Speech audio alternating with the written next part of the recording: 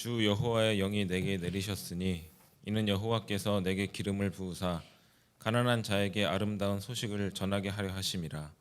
나를 보내사 마음이 상한 자를 고치며 포로된 자에게 자유를, 갇힌 자에게 노임을 선포하며 여호와의 은혜의 해와 우리 하나님의 보복의 날을 선포하여 모든 슬픈 자를 위로하되, 무릇 시온에서 슬퍼하는 자에게 화관을 주어 그 죄를 대신하며 기쁨의 기름으로 그 슬픔을 대신하며 찬송의 옷으로 그 근심을 대신하시고 그들이 의의 나무 곧 여호와께서 심으신 그 영광을 나타낼 자라 일컬음을 받게 하려 하심이라. 태초에 말씀이 계시니라. 이 말씀이 하나님과 함께 계셨으니 이 말씀은 곧 하나님이시니라. 그가 태초에 하나님과 함께 계셨고 만물이 그로 말미암아 지은 바 되었으니 지은 것이 하나도 그가 없이는 된 것이 없느니라. 그 안에 생명이 있었으니 이 생명은 사람들의 빛이라. 빛이 어둠에 빛이 돼 어둠이 깨닫지 못하더라. 하나님께로부터 보내심을 받은 사람이 있으니 그의 이름은 요한이라. 그가 증언하러 왔으니 곧 빛에 대하여 증언하고 모든 사람이 자기로 말미암아 믿게 하려 함이라. 그는 이 빛이 아니요 이 빛에 대하여 증언하러 온 자라. 아멘. 하나님께서 우리에게 주신 말씀입니다. 네, 오늘 대림절 세 번째 주일 이사야 61장의 말씀과 요한복음 1장의 말씀을 통해서 예수님 오심을 증언함이라는 제목으로 말씀의 은혜를 나누고자 합니다. 오늘 대림절 세 번째 주일의 초를 밝혔습니다. 우리에게 주셨던 약속을 기억하는 예언의 초, 그리고 이제 베들레헴에서 예수님을 낳을 곳을 찾았던 요셉과 마리아를 기억하는 베들레헴의 초에 이어서 오늘은 기쁨을 상징하는 목자의 초에 불을 밝혔습니다. 목자들은 이 땅에 오신 예수님을 가장 먼저 보았던 사람들이지요. 그들이 가지고 있었던 그 처음 기쁨, 오늘 우리가 이 초에 불을 밝히면서 우리도 우리에게 오신 주님을 진정한 기쁨과 감격으로 맞이하는 준비를 하는 그러한 성도 또 그러한 주일이 되어야 할 것입니다. 이제 얼마 남지 않은 주님의 오심을 우리가 더욱더 거룩함과 경건함으로 잘 준비할 수 있게 되시기를 기원합니다. 오늘 요한복음은 예수님의 탄생을 또 예수님을 특별한 방식으로 소개하고 있습니다. 공관복음이라고 하죠. 마태, 마가, 누가복음은 예수님의 탄생의 이야기를 비교적 자세하게 설명하고 있습니다. 물론 마가복음에도 예수님의 탄생의 설화는 잘 기록되어 있지 않지만 마태복음이나 누가복음에는 예수님이 이 땅에 오시는 과정을 아주 생생하게 기록하고 있죠. 그리고 마태, 마가, 누가복음에서는 예수님을 유대인의 왕 다윗의 후손으로 우리에게 소개를 하고 있어요. 즉 예수님의 성육신을 가장 이제 강조하는 말씀이죠. 그런데 오늘 우리가 함께 읽은 요한복음은 예수님을 조금 다른 방식으로 소개하고 있습니다. 요한복음 1장 1절은 태초에 말씀이 계셨고 그 말씀이 곧 하나님이시다. 이렇게 시작을 하고 있어요. 예수님이야말로 하나님이시다. 그리고 그 하나님이 말씀으로 우리에게 오셨다라고 가르쳐주고 있죠. 또 3절은 뭐라고 이야기합니까? 만물이 그로 말미암아 지은 바 되었다. 하나님이신 예수님, 그분이 태초에 말씀으로 이 세상 모든 것을 창조하셨다는 것이지요. 그래서 창세기 1장 1절의 첫 단어와 요한복음 1장 1절의 첫 단어가 똑같습니다. 태초에. 즉 아무것도 없던 이 세상, 하나님이 말씀으로 세상을 만드셨을 때에 예수님이 그때 함께 하셨다는 거죠. 그래서 예수님이야말로 창조주이십니다. 우리에게 가르쳐주고 있어요. 그리고 또한 그 예수님이 어떠한 분이십니까? 오늘 4절 말씀해 보니까 그 안에 생명이 있었고 그 생명이 사람들의 빛이 되었다는 것입니다. 태초에 하나님께서 흙을 가지고 인간을 만드시고 그 코에 생기를 불어넣으셨지요. 그 생기가 들어가는 순간 흙덩어리에 불과했던 인간이 생명을 얻게 된 것이지요. 그리고 그 생명이 오늘 저와 여러분에게도 이어지게 된 것입니다. 그러면서 이제 생명으로 오신 그 예수님, 그분이 이 땅 가운데 빛으로 오셨다 말씀하고 있어요. 여러분, 이 빛은 단순히 어둠을 밝히는 그런 어떤 조명의 역할만은 하는 것이 아니지요. 여러분, 오늘 요한복음이 예수님을 이 세상 가운데 빛으로 오셨다라고 말씀하는 것에는 바로 이 세상이 너무 어둡다는 것을 말하고 있는 것이죠. 세상이 너무 캄캄해요. 어둡습니다. 너무 무서운 세상이 되어버리고 말았어요. 폭력적이고 악이 가득한 세상. 그리고 이 세상은 사탄이 둘러쳐 놓은 마치 암막 커튼과 같은 그러한 장애물로 인하여서 분별할 수 없는 그런 시대가 되었다는 것이죠. 예수님이 오실 당시도 그랬고 오늘날도 사실은 마찬가지입니다. 양심이 지켜지지 않아요. 하나님이 주신 말씀 지켜지지 않습니다. 진리가 선포되어지는 것 같지만 그러나 그 진리가 사람들을 변화시키지 못하고 있어요. 시간이 지날수록 이 세상은 점점 더 어두워져만 가는 그러한 느낌을 우리가 가지고 살아가고 있죠. 이 모든 것을 사탄이 하고 있다는 것입니다. 그런 의미에서 오늘 요한복음이 증언하는 빛으로 오신 예수님, 오늘 그분을 우리가 다시 한번 만나고 무엇보다도 저와 여러분이 그 빛 되신 예수님을 믿고 지금을 살아가고 있다라고 하는 것, 이것이야말로 가장 큰 축복임을 다시 한번 깨닫는 이 시간이 되시기를 바랍니다. 여러분, 하나님이 세상을 창조하셨습니다.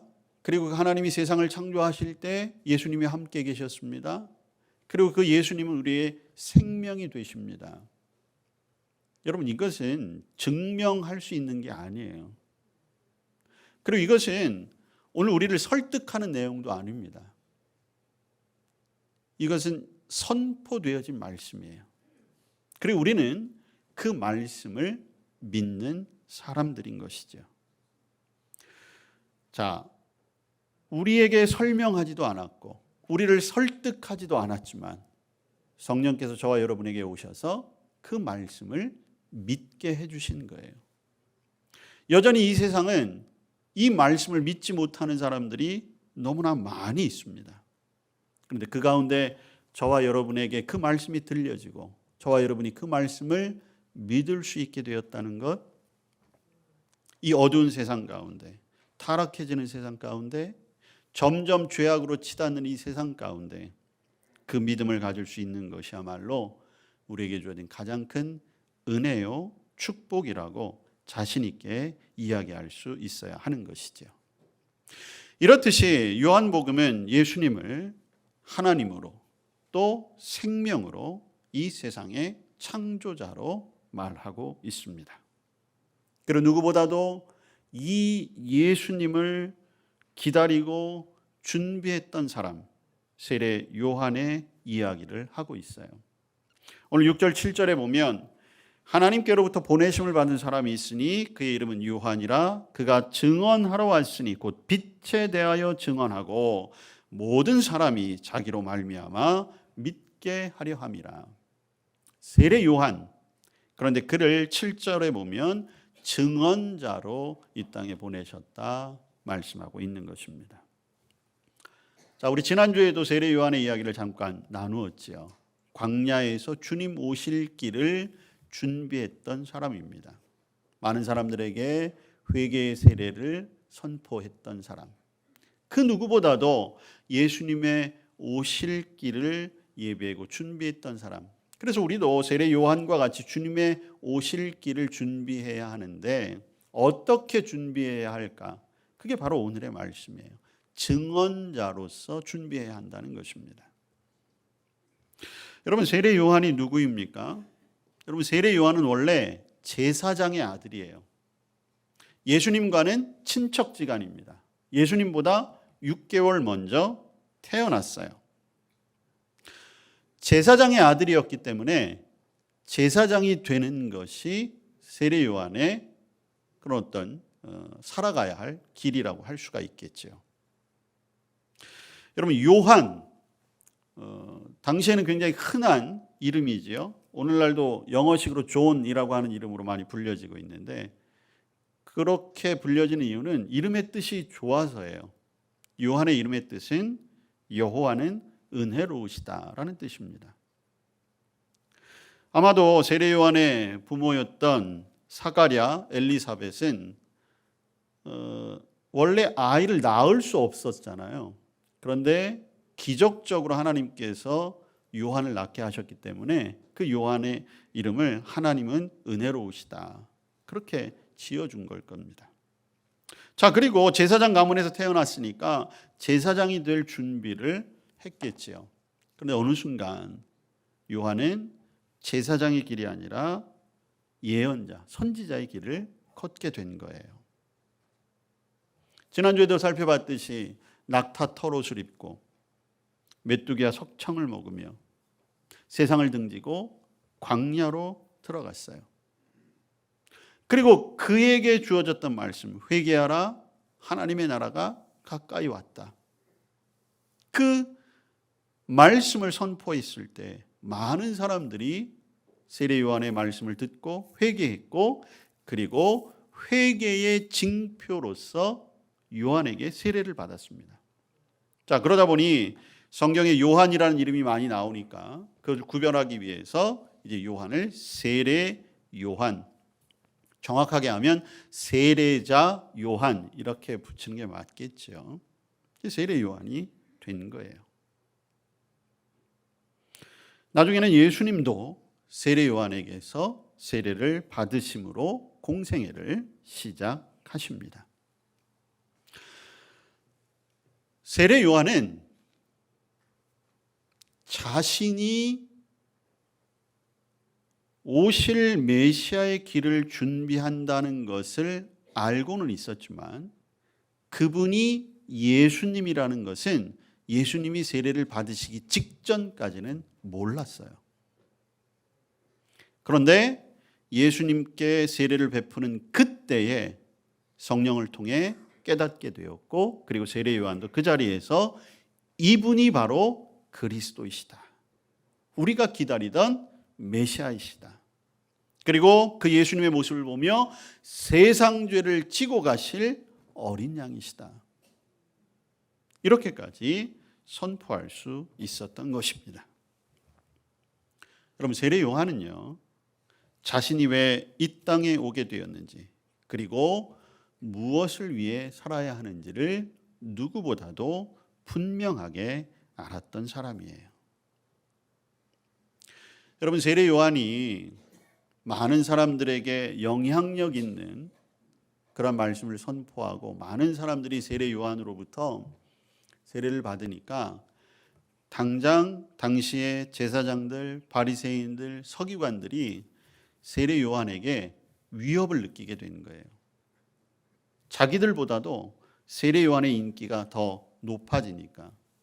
그래서 어느 날 제사장들과 바리새인들이 사람을 보내서 세례 요한에게 묻습니다. 질문이 다른 게 아니라 바로 그거예요. 너는 도대체 누구냐? 너는 뭐냐? 이렇게 질문을 하는 거예요. 내가 혹시 엘리야냐? 그리고 나중에는 뭐라고 묻습니까? 내가 혹시 메시아냐? 그리스도냐? 내가 누구냐라고 하는 질문에 세례 요한의 대답은 나는 아니다였습니다. 나는 엘리야도 아니다. 나는 그리스도도 아니다.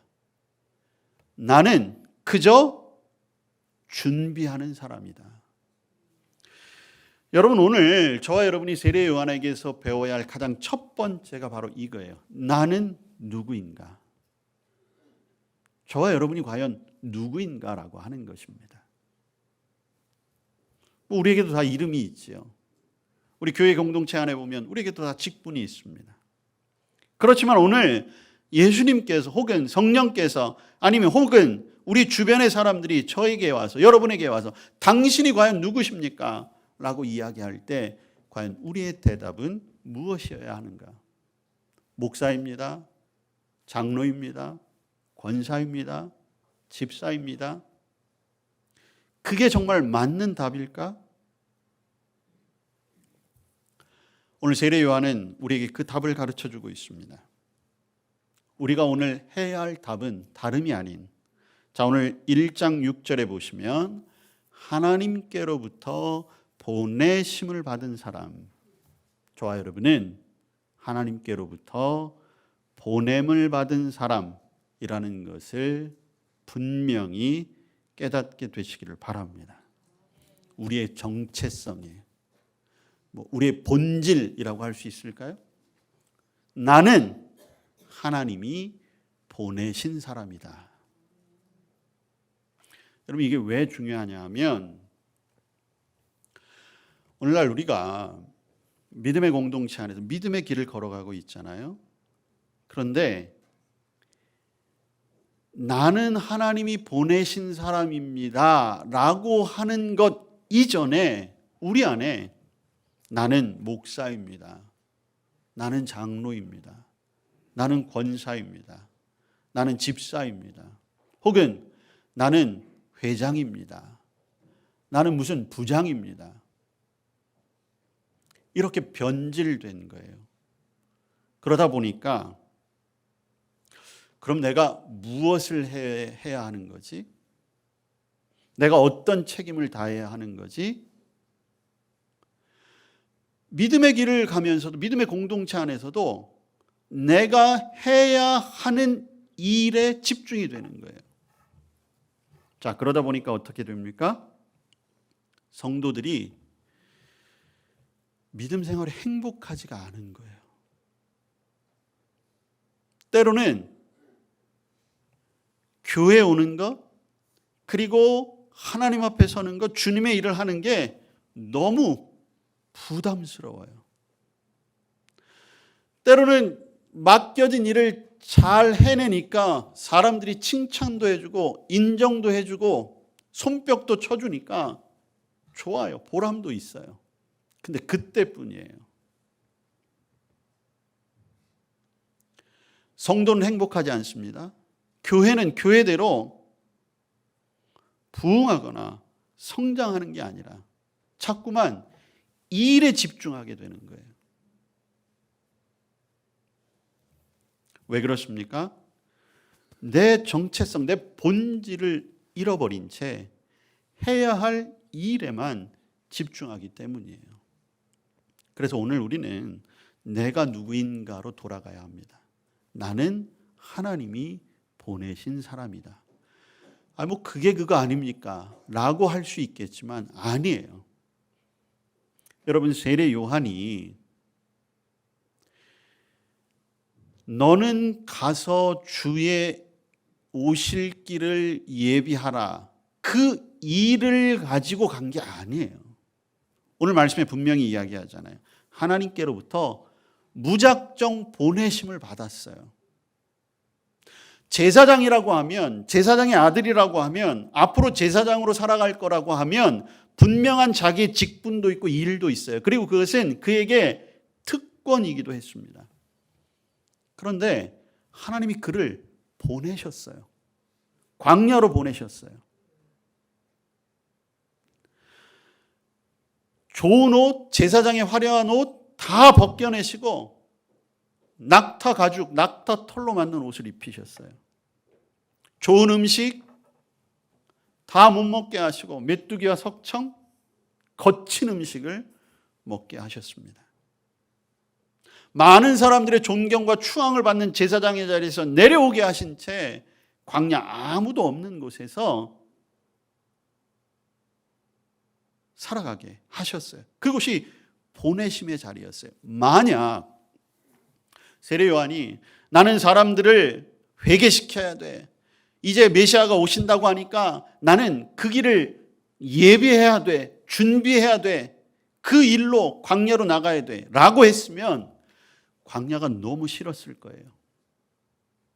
낙타 토롯을 입고 석청을 먹고 메뚜기로 먹는 것 행복하지 않았을 것입니다. 그런데 부르심에 이끌려 그 자리에 가서 보았더니 그때 사명을 보게 된 거예요. 증언하는 사명이 나에게 있구나. 그러다 보니까 보내심의 감격과 은혜로 그 자리에 섰을 때는 낙타 토롯을 입고 메뚜기를 먹고 석청을 먹고 광야, 낮에는 타는 듯한 무더위, 밤에는 얼어 죽을 듯한 추위가 있는 그 땅이지만 아무렇지도 않았던 거예요. 다 이겨낼 수 있었던 것입니다.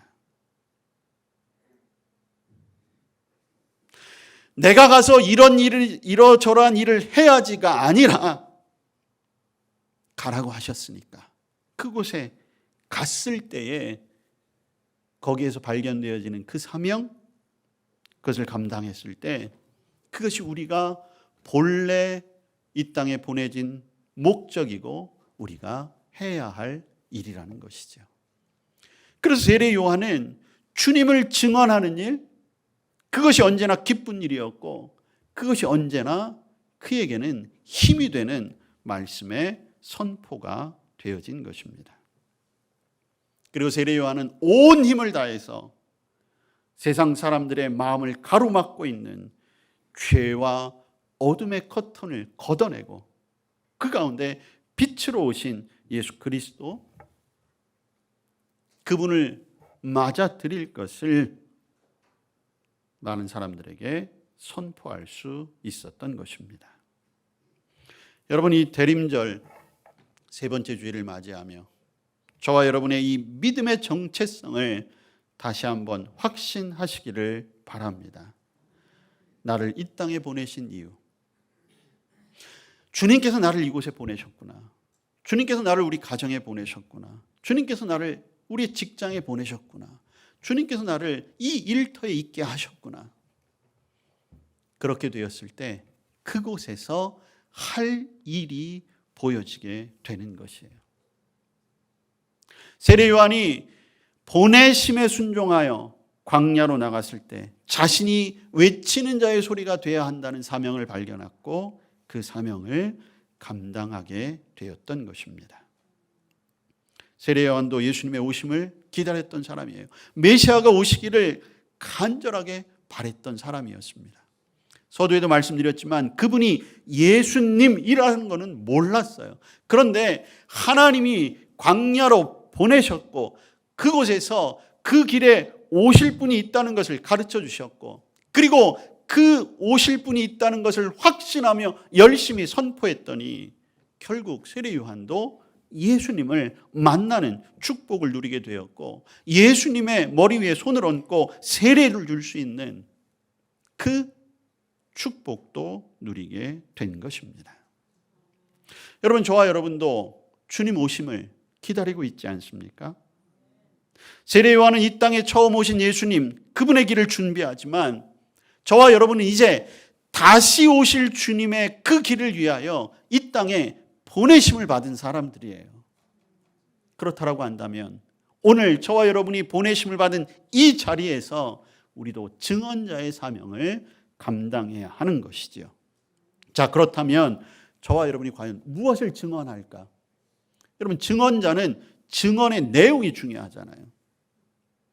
오늘 우리가 이사야 61장의 말씀을 읽었습니다. 오늘 우리가 이 세상 가운데 증언해야 할 내용이 바로 여기에 담겨 있어요.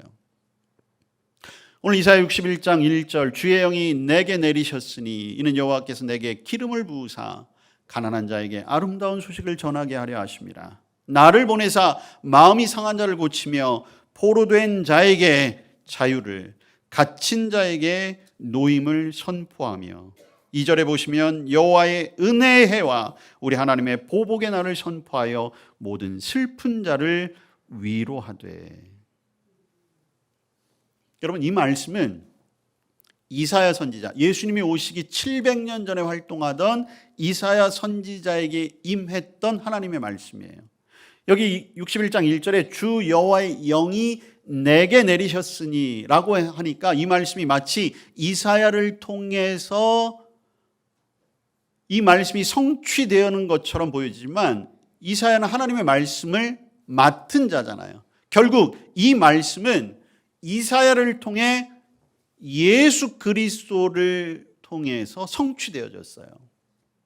그러니까 이 말씀은 예수님에 관한 말씀이었어요. 예수님이 이런 분이시다라는 것을 가르쳐주고 있는 거죠. 그래서 여러분, 예수님이 세례 요한에게 세례를 받으신 후에 예수님께서 처음으로 이제 자신을 세상 가운데 드러내는 거거든요. 공적으로. 그때 하신 일이 무엇이냐 하면 이사야 이 말씀을 펴셨어요. 그리고 똑같이 말씀하시는 거예요. 여호와 영이 나에게 임하였으니 나는 가난한 자에게 아름다운 소식을 전할 것이고 나는 마음이 상한 자를 위로할 것이고 갇힌 자들에게 자유와 해방을 줄 것이고 슬픔이 있는 자들 그들을 기쁨으로 바꾸게 할 것이며 그리고 모든 것을 회복하는 일을 할 것이다. 예수님이 그렇게 선언하시고 그대로 사역을 감당하셨어요. 자, 그런데 여러분, 예수님께서 이 이사야 61장의 말씀을 그대로 읽으시면서 한 부분을 빠뜨리세요. 일부러 빼신 거예요. 그게 뭐냐면 여러분 2절의 말씀에 보시면 여호와의 은혜의 해와 우리 하나님의 보복의 날을 선포하며, 이 보복의 날이라는 것을 예수님 당시에는 예수님이 빠뜨리세요. 왜? 자, 이 보복의 날이라는 것은 다른 말로 이야기하면 심판의 때를 이야기해요. 예수님이 이 땅에 오신 이유, 예수님이 이 땅에 공생애를 시작하신 것은 구원자로서의 은혜를 선포하시는 거예요. 그렇지만 보복하신다, 심판자로서의 예수님의 모습은 다시 오시는 예수님께서 하시는 사역이죠. 그래서 예수님이 본인의 공생애를 시작하실 때는 이 부분을 빼고 말씀하세요. 그리고 이 말씀은 이제 언제 이루어지는 거예요? 저와 여러분이 이제는 이 때가 가까이 옴을 증언함을 통해서 다시 오시는 주님을 통해 이 말씀도 온전하게 이루어지게 되는 것이죠. 저와 여러분이 이 예수님을 통해서 아름다운 소식을 들었어요. 주님은 언제나 우리의 상한 마음을 고쳐주셨습니다. 여기 포로된 자라고 하니까 무슨 구치소나 교도소에 갇힌 사람들을 상징하겠지만 여기에 포로됐다는 것은 죄와 사망에 묶여있는 것을 말하는 거예요. 예수님 때문에 우리는 죄와 사망에서 자유함을 얻게 되었습니다. 여호와의 은혜에 우리는 지금 우리에게 오신 예수 그리스도, 그리고 오늘 지금 우리와 함께 하신 성령을 통해서 하나님의 은혜를 누리며 살아가고 있어요. 우리도 슬픔이 있죠. 아픔이 있죠. 절망도 있습니다. 그렇지만 주님 때문에 때로는 그 슬픔이 기쁨으로 바뀌어지고 우리의 울음이 찬송으로 바뀌어지는 그런 기적과 같은 일상을 우리가 살아가고 있는 것이죠. 먼저 저와 여러분이 그러한 삶을 이 땅 가운데 온전히 누릴 수 있게 되기를 축복합니다. 그래야 증언할 수 있잖아요. 여러분, 진정한 증언은 자기가 보고 듣고 경험한 것만이 진짜 증언이 되는 거잖아요. 예수님이 우리에게 오셔서 하셨던 이 모든 것들이 이 대림절 기간 저와 여러분의 삶 속에 다시 한번 풍성하게 임하게 되기를 축복합니다. 그리고 저와 여러분의 삶을 통해서 이 모든 것들이 마치 세례 요한이 자신의 삶을 통해 철저한 회개의 삶을 자기 몸을 통해 보여주었듯이 저와 여러분의 삶을 통해서 위로받고 회복되고 그리고 은혜로운 그 삶이 이 땅 가운데 나타내어지기를 바랍니다. 여러분, 지금 우리가 살아가는 세상 날이 가면 갈수록 너무 우울해지고 슬퍼지고 여기저기에서 위로를 바라는 사람들, 모든 것이 회복되기를 바라는 사람들이 얼마나 많이 있습니까? 여러분, 믿음의 공동체 안에 우리 안에도 마찬가지잖아요. 우리 안에도 슬픈 일이 있고 어려운 일이 있고 절망스러운 일이 있을 때 우리가 서로 돕고. 근데 여러분, 우리의 이러한 어떤 회복과 위로와 우리의 격려는 사실 한계가 있어요. 여러분, 고슴도치 딜레마라는 거 혹시 한번 들어보신 적 있으십니까? 고슴도치가 살았는데 어느 날 날이 너무 추운 거예요. 아마 오늘같이 추웠나 봐요. 덜덜덜 떨다가 옆에 보니까 자기 같은 고슴도치가 한 마리가 또 있어요. 그래가지고 추우니까 껴안으면 좀 따뜻하겠구나. 그래서 덥석 껴안았어요. 그랬더니 조금 따뜻해지는 것 같아요. 근데 문제가 생겼어요. 무슨 문제일까요? 시간이 지나면 지날수록 몸이 너무 따가워서 미치겠는 거예요. 추워서 꼭 끌어안으면 끌어안을수록 옆에 가시가 자꾸만 내 몸을 찌르는 거예요. 자, 그때부터 딜레마예요. 고슴도치 옆에 있는 고슴도치를 놓자니 얼어 죽을 것 같고 계속 꼭 끌어안고 있자니 찔려 죽을 것 같고. 자, 여러분이라면 무엇을 선택하시겠습니까? 얼어 죽는 걸 선택하시겠어요? 찔려 죽는 걸 선택하시겠어요? 너무 극단적인가요? 이 고슴도치 딜레마래요. 여러분, 때로는 우리가 세상으로부터 받는 위로, 격려, 도움 이와 좀 비슷하지 않을까요? 처음에는 힘이 되고 따뜻하게 되기도 하고. 근데 이게 때로는 그것 때문에 상처 입기도 하고. 그러다 보니까 아예 나랑 관계가 없거나 나랑 친분이 없는 사람이 주는 상처라면 그냥 쉽게 잊고 지나갈 텐데, 그래도 한때는 나를 따뜻하게 해줬는데, 한때는 나에게 힘이 됐는데, 그런 사람에게부터 받는 상처는 치유되기가 너무 어렵고 힘든 거예요. 여러분, 그래서 진정한 치유, 회복은 그래서 주님에게서만 얻을 수 있게 되는 것입니다. 주님의 손을 붙잡아야 하는 거죠. 끌어안아도 주님을 끌어안아야 되는 거예요. 여러분이 주님을 꼭 붙잡은 그 손, 주님을 품에 안은 그 온기로 이 땅 가운데 기쁨이 되고 평안이 되고 힘을 얻고 살아가고 있다는 것을 이 세상 사람들에게 보여주시기를 바랍니다. 여러분, 세례 요한을 통해서 수많은 사람들이 세례를 받았어요. 그거는 세례 요한의 삶을 보았기 때문이에요. 자, 저와 여러분이 지금 얼마만큼의 신앙생활을 하셨습니까? 과연 저와 여러분의 모습을 보고 예수님을 믿은 사람이 몇 명이나 될까요? 저와 여러분은 과연 이 땅에 보내심을 받은 자로, 그래서 이 땅에 보내심을 받은 자로 그 주님의 길을 준비하고 증언하는 자의 삶을 살아가야 되는데, 저와 여러분의 삶의 증언을 통해 과연 몇 명이나 주님 앞으로 오게 되었을까요?